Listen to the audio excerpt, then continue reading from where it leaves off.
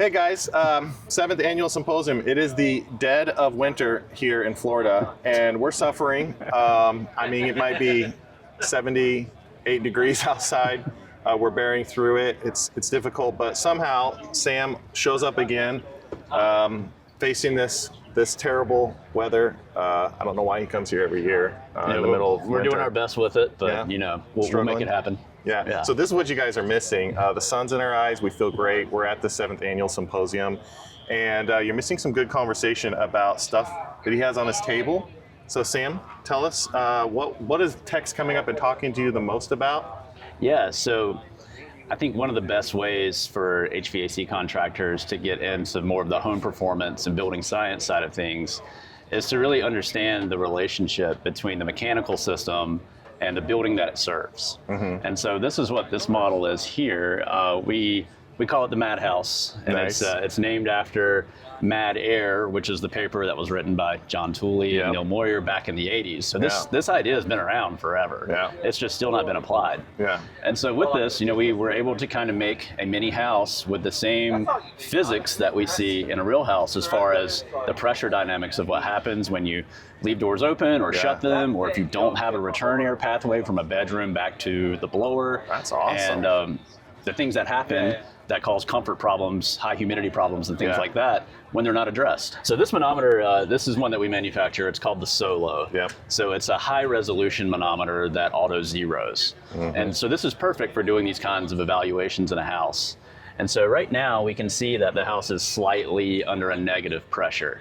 And that's happening for a couple of reasons. So we have some duct leakage here on the supply side.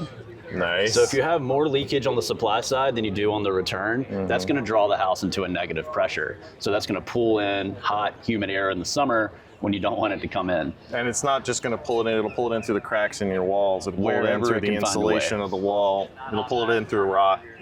And so on this bedroom here, we have the door shut, and then we don't have any, we don't have a room return, we don't have a transfer grill, we don't have a jumper duct. We can see now that the pressure is positive. Oh wow, we went from minus 0.5 to 3.2. And so what's happening is we're supplying air to this room, but there's, you know, say everybody's gone to bed for the night, you know, they shut their door. There's no way for this air to get back here. And so we're pushing conditioned air out of this room, but when that happens, that also helps the main body go negative at the same time. So we're exfiltrating here, infiltrating here. So now we have the mechanical system and the house fighting each other instead of working in unison. So we talked about the high-res manometer. We call this the multi-probe. I mentioned you can use it to measure house pressures, but you can also use it as a static pressure probe to take static pressure readings in an HVAC system. And really all you need is a hole about the size of a hole that's left after you put in a number 8 self-tapper. And so that way you can just put that in, put the probe in, get it through any insulation. Is that a magnet? Yeah, it's magnetic. That's fantastic. And then you can just put the screw back in to seal up the hole.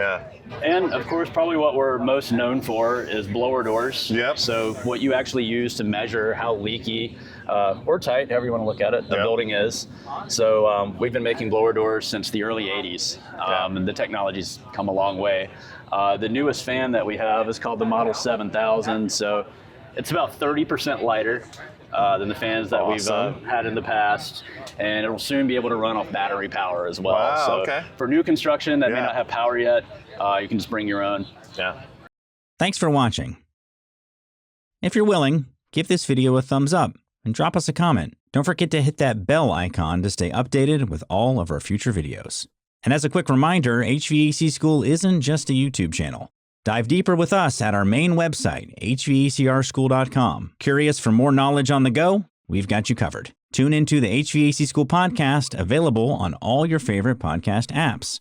And while you're at it, join our thriving Facebook group. Also, don't miss out on our free mobile applications available for both iPhone and Android. We're all about community. For Tex, by Tex.